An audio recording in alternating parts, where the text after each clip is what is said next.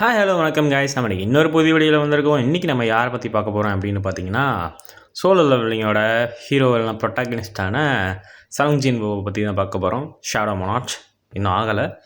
So சேனலுக்கு புதுசாக இருந்தீங்க அப்படின்னா இந்த மாதிரி அனிமே கண்டென்ட்ஸ்லாம் நீங்கள் வந்து பார்க்கணும் அப்படின்னு நினச்சிங்கன்னா மறக்காமல் சப்ஸ்கிரைப் பண்ணி தட்டி விட்டுக்கோங்க. அப்போ தான் நான் போடுற வீடியோஸ்லாம் வந்து உங்களுக்கு கரெக்டாக வந்து சேரும். சரி, வாங்க வீடியோக்குள்ளே போகலாம்.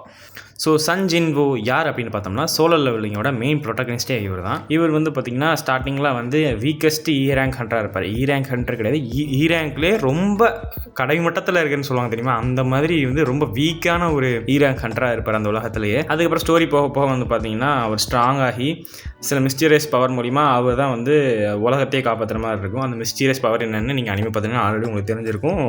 அந்த சிஸ்டம் தான் வந்து அந்த ஒரு மிஸ்டீரியஸ் பவர்.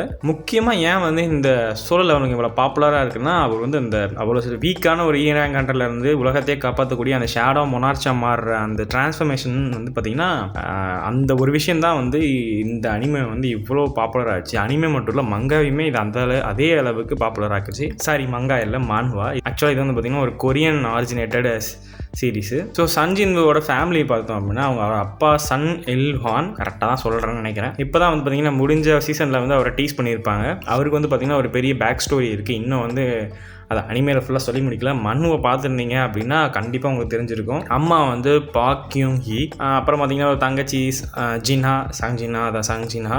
அவரோட லவ் இன்ட்ரெஸ்ட்டாக வந்து சாஹேன்னு தான் இருப்பாங்க. அதாவது அந்த சாஹன்றன்னு சொல்லுவாங்கல்ல அனிமேல, அந்த பொண்ணு தான் வந்து அவரோட லவ் இன்ட்ரெஸ்ட்னா ஃப்யூச்சர் ஒய்ஃபாகவும் இருக்கும். அவருக்கு ஒரு சன்னும் பிறப்பாங்க, சங் சுஹோ அப்படின்ட்டு. ஜின்வோட அப்பா வந்து பார்த்திங்கன்னா இவர் சின்ன வயசாக இருக்கும்போதே வந்து காணாமல் போயிடுறாரு. அதனால தான் வந்து பார்த்திங்கன்னா முக்கியமாக வந்து இவர் ஒரு ஹண்டர் ஆகிறாரு. ஏன்னா அவர் படிச்சுட்டு இருக்கப்போயே வந்து அவருக்கு காணாமல் போயிட்டாங்கறனால குடும்பத்தை காப்பாற்றணும் இல்லையா. அதுவும் இல்லாமல் அவங்க அம்மா வந்து இட்டர்னல் ஸ்லம்பர் அப்படிங்கிற ஒரு நோய் வந்து பார்த்திங்கன்னா கோமாவுக்கு போயிடுவாங்க. திட்டத்தட்ட வந்து பார்த்திங்கன்னா தூங்குற மாதிரி தான் இருக்கும் அந்த நோய். அந்த உலகத்தில் வந்து பார்த்திங்கன்னா மேஜிக்கல் ரெசிஸ்டன்ஸ் யாருக்கிட்டலாம் கம்மியாக இருக்கோ அவங்களாம் வந்து பார்த்திங்கன்னா இட்டர்னல் ஸ்லம்பருங்கிற அந்த தூக்கத்துக்கு போகிற மாதிரி காமிச்சிருப்பாங்க. ஸோ அதனால் வந்து பார்த்திங்கன்னா அவங்க அம்மாவோட அந்த ஹாஸ்பிட்டல் பில்லை கட்டணும், அதுவும் இல்லாமல் தங்கச்சியை வந்து படிக்க வைக்கணும் அப்படிங்கிற ஒரு சூழ்நிலைனால வந்து இவர் வந்து ஹண்டராக வந்து போய் கஷ்டப்படணுங்கிற ஒரு கட்டத்துக்கு வந்து தள்ளப்படுறாரு. பார்க்கறதுக்கு அப்படியே வந்து ஒரு டிப்பிக்கல் சிவாஜி கணேசனோட அந்த அழுகாட்சி படத்தை பார்க்குற மாதிரி இருக்குது. ஸ்டார்டிங் பார்த்தீங்கன்னா போயிட்டு பார்த்தீங்கன்னா ரொம்ப வீக்கான ஹண்டர் ஆகிறாரு. அதனாலே வந்து பார்த்தீங்கன்னா வீக்கஸ்ட் ஹண்டர் ஆஃப் ஆல் மேன்கைண்டுங்கிற ஒரு பட்டப்பேரையும் வந்து இவருக்கு கொடுக்குறாங்க. என்னதான் இது வந்து இவருக்கே தெரிஞ்சாலும் அதை வந்து எப்படி சொல்கிறது, மறுக்கிற அளவுக்கு அவருக்கு ஒரு தைரியமும் கிடையாது. அந்த மாதிரி ஒரு ஆளாக காமிச்சிருப்பாங்க. ஏன்னா உண்மையாலுமே இவர் வந்து அந்தளவுக்கு வீக்கான ஆள் தான். மற்றவங்க எல்லாரும் நார்மலாக சும்மா போயிட்டு டிஃபீட் பண்ணிட்டு வர இடத்துல இவர் போய் உயிருக்கு கஷ்டப்படுற அளவுக்கு அடிபட்டு வருவாருன்னா பார்த்துக்கோங்க அப்போ வந்து எந்த அளவுக்கு வீக்காக இருப்பார் அப்படின்னு. இப்படி இருக்கிறப்போ வந்து பார்த்திங்கன்னா ஒரு நாள் வந்து ஒரு ரைடுக்கு போகிறப்போ நார்மலாக இருந்த ஒரு கேட் வந்து பார்த்திங்கன்னா, அதாவது அந்த டன்ஜனோடைய போர்ட்டல்ஸ் வந்து இவங்க கேட்ஸ்ன்னு சொல்லுவாங்க. அந்த மாதிரி ஒரு கேட் வந்து நார்மல் கேட்டாக ஓப்பன் ஆகிருக்கப்போ இவங்க எல்லோரும் உள்ளே போனதுக்கப்புறம் வந்து அது ஒரு டபுள் டஞ்சன் கேட்டாக மாறிட்டு, அந்த டபுள் டஞ்சனில் வந்து பார்த்திங்கன்னா ஒரு பெரிய ஒரு ஸ்டோன் டெம்பிள் இருக்குது. அது உள்ளே வந்து பயங்கரமான ஸ்டோன் ஸ்டாச்சூஸ்லாம் இருக்குது. அதில் வந்து பார்த்திங்கன்னா இவங்க எல்லாருமே சிக்கிக்கிட்டு ஆல்மோஸ்ட் எல்லாருமே சாகிற கட்டத்தில் ஜின்வு வந்து இருந்து சாக்ரிஃபைஸ் பண்ணுறது மூலிமா மிச்சம் இருக்க கொஞ்சம் பேர் வந்து காப்பாற்றுற ஒரு சிச்சுவேஷன் வருது. அப்போ வந்து பார்த்தீங்கன்னா அவர் சாகிற அந்த சிச்சுவேஷனுக்கு போனப்போ இவர் வந்து சிஸ்டம் மூலயமா வந்து தேர்ந்தெடுக்கப்படுறாரு. சிஸ்டம்னா என்ன அப்படின்னு பார்த்தீங்க அப்படின்னா, இது வந்து ஒரு மேஜிக்கல் ப்ரோக்ராம் மாதிரி. வீடியோ கேமில் எப்படி வந்து அந்த டேப்லெட்லாம் ஓப்பன் ஆகி வீடியோ கேமில் வந்து new game, load game, save game அந்த மாதிரிலாம் வருமோ அதே மாதிரி இதுலேயும் வரும். அது மட்டும் இல்லாமல் லெவலப் பண்ணுறது, எக்ஸ்பீரியன்ஸ் கெயின் பண்ணுறது, டெய்லி குவெஸ்ட்டை வந்து கம்ப்ளீட் பண்ணுறது, ஒரு புது ஸ்கில்லை அன்லாக் பண்ணுறது, ஸ்டாட்ஸ் இன்க்ரீஸ் பண்ணுறது, வெப்பன்ஸ் ஆப்டைன் பண்ணுறது, இந்த மாதிரியான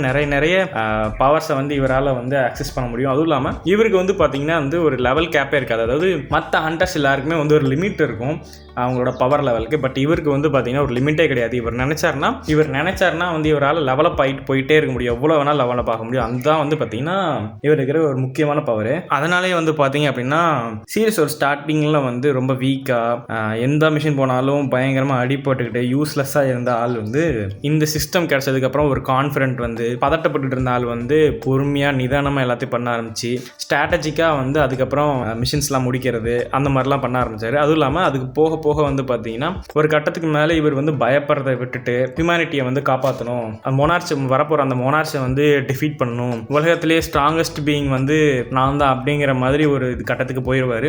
அப்படியே ஒரு கம்ப்ளீட் ஆர்ச் மாதிரி வீக்கஸ்ட் ஹண்டர் ஆஃப் ஹியூமன் கைண்ட்லேருந்து ஸ்ட்ராங்கஸ்ட் பீயிங் அலைவ் அப்படிங்கிற ஒரு பொசிஷனுக்கு வந்து சங் ஜின்வூ வந்து போயிடுவார்.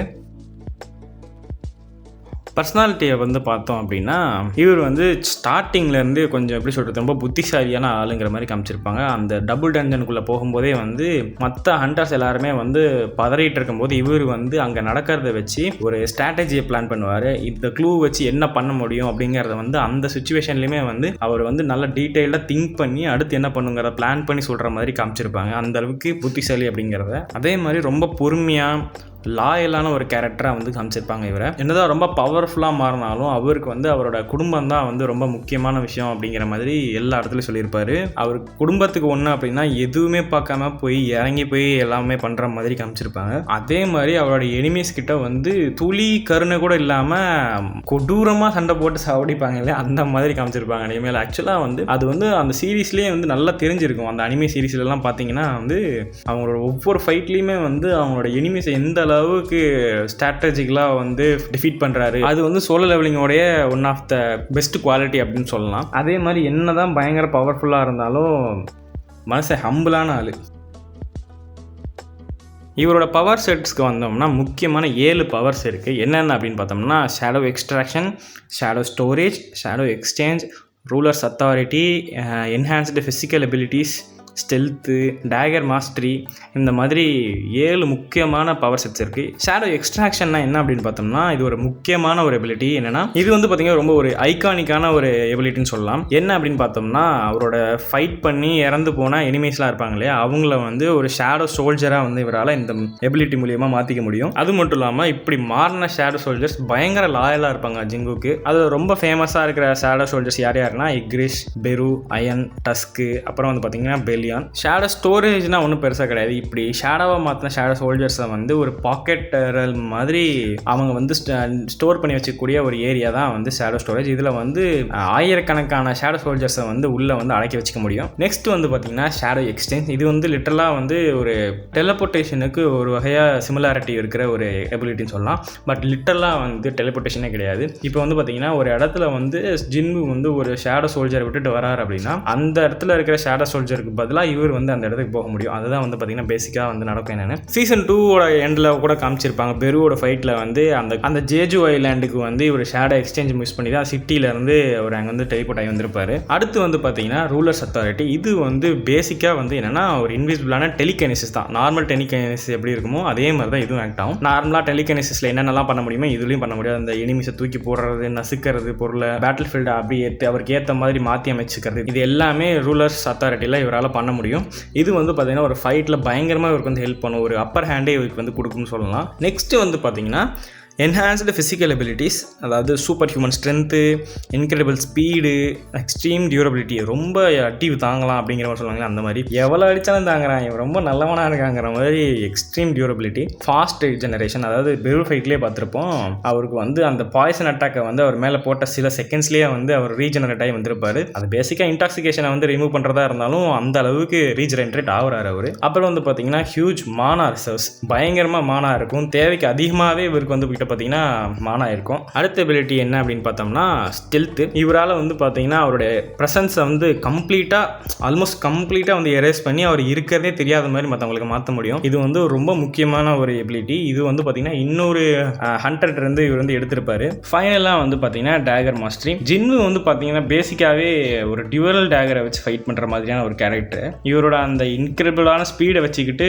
ஆப்போசிட்டில் இருக்கிற அந்த எனிமிக்கு வந்து எப்படி சொல்கிறது கதிகலங்க வைக்க முடியுங்கிற மாதிரி ஃபைட் பண்ணுவார். இவர்கிட்ட இருக்க அந்த சூப்பர் ஹியூமன் ஸ்பீடை வச்சுக்கிட்டு அந்த க்ளோஸ் ரேஞ்ச் ஃபைட்ஸ் எல்லாத்தையுமே வந்து பார்த்தீங்கன்னா ஆப்போனண்ட்டுக்கு வந்து பேசாமல் நம்ம சண்டையே போடாமல் இருந்திருக்கலாம் அப்படிங்கிற அளவுக்கு கொண்டு போயிடுவார். பெரு ஃபைட்லேயே பார்த்துருந்தீங்கன்னா தெரிஞ்சிருக்கும். சில செகண்ட்ஸில் எப்படி வந்து அவர் ரக்க அது இதுன்னு எல்லாத்தையும் வந்து வெட்டி எறிகிறாரு அப்படிங்கிற மாதிரி. இவரோட வீக்னஸஸ் கிட்ட வந்தோம்னா இவருக்கு சின்ன சின்னதாக நிறைய வீக்னஸ் இருந்தாலும் முக்கியமான 2 வீக்னஸ் பற்றி நான் வந்து இப்போ சொல்ல போகிறேன். ஃபஸ்ட் இருக்க வீக்னஸ் என்ன அப்படின்னு பார்த்தோம்னா இவரோட எமோஷன்ஸ். இவர் வந்து பார்த்தீங்க அப்படின்னா அவரோட ஃபேமிலிஸ்க்கும் ஃப்ரெண்ட்ஸ்க்கும் வந்து பார்த்தீங்கன்னா ரொம்ப முக்கியத்துவம் கொடுத்து ரொம்ப பாதுகாக்கணும் அப்படிங்கிற மாதிரி நினைப்பாரு. அதனாலே வந்து பார்த்தீங்கன்னா ஃபேமிலி இல்லைனா ஃப்ரெண்ட்ஸுக்கு காமிச்சு இவரை டிஸ்ட்ராக்ட் பண்ணி இவரை வந்து தோக்கடிச்சிட முடியும். அது மட்டும் இல்லாமல் நிறைய ரிஸ்க் எடுப்பார் அவரோட லவ்டு ஒன்ஸை வந்து காப்பாற்றுறதுக்காக. இதனாலேயே வந்து நிறைய ஆபத்துலேயும் வந்து இவர் மாட்டிக்குவார்.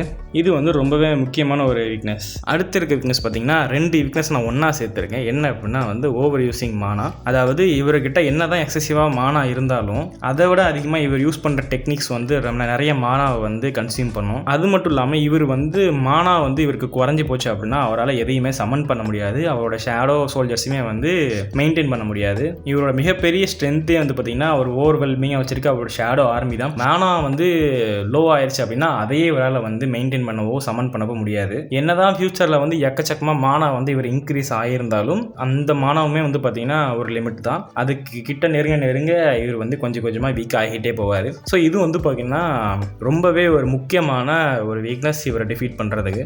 அவ்வளோதான் காய்ஸ், இந்த வீடியோ முடிஞ்சிருச்சு. யார் யாருக்கெல்லாம் சஞ்சீவை பிடிக்குன்னு சொல்லுங்கள். எனக்கு பேசிக்காகவே இந்த அண்டர் டாக் டூ எப்படி சொல்கிறது டாப்பில் போகிற அந்த கேரக்டர்ஸ் எல்லாமே எனக்கு ரொம்ப பிடிக்கும். அதனாலேயே என்னமோ தெரில இந்த கேரக்டர் எனக்கு ரொம்பவே பிடிச்சிருந்துச்சு. ஏன்னா அப்படியே ஒரு கம்ப்ளீட் ஒரு ஆர்க் வந்து ஃபுல் பண்ணியிருப்பாப்பில். அதான் சொல்லியிருப்பேன்ல, weakest hunter of human kind to strongest human being alive அப்படிங்கிற ஒரு பொசிஷனுக்கு போயிருப்பார். அதனாலேயே வந்து பார்த்திங்கன்னா ரொம்ப பிடிக்கும். அதுவும் இல்லாமல் இவர் ரொம்ப ஆரோ ஃபார்ம் பண்ணுறதுலாம் வந்து மான்வாலேயே பயங்கரமாக இருக்கும். அனிமேயில் வந்து இன்னும் சூப்பராக இருக்குது. அதனாலேயே வந்து பார்த்திங்கன்னா இந்த அனிமேக்கும் ஜிங்குக்கும் பயங்கர ஃபேன் நான். நீங்கள் எப்படிங்கிறத கமெண்ட்டில் சொல்லுங்கள். சேனலுக்கு புதுசாக இருந்தீங்க அப்படின்னா இந்த மாதிரி அனிமே கண்டென்ட்ஸ்லாம் பார்க்கணுன்னு நினச்சிங்க அப்படின்னா மறக்காமல் ஒரு சப்ஸ்கிரைப் தட்டி விட்டுக்கோங்க. அவ்வளோதான். டடா, பாய்.